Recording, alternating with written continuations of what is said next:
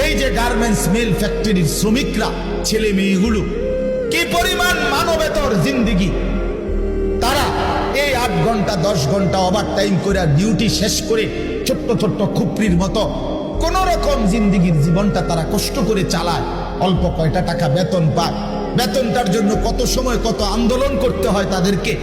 এই সামান্য কয়টা টাকা দিয়ে তারা জীবনটা নির্বাহ করে বছরের পর বছর, অথচ তাদের সেই কষ্টের মেহনতের পরিশ্রমের পণ্যটা বিক্রি করে মালিক ও পক্ষ কোটি কোটি টাকার রাজপ্রাসাদে আলিশান বিত্ত বৈভবের মধ্যে উল্লাস করছে।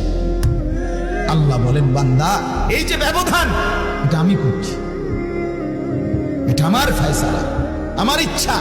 আমি যাকে মন চাই ধনী বানাই, আমি যাকে মন চাই গরিব বানাই, আমি যাকে মন চাই সম্পদের প্রাচুর্য বাড়িয়ে দেই, আমি যাকে মন চাই সম্পদ কমিয়ে দেই।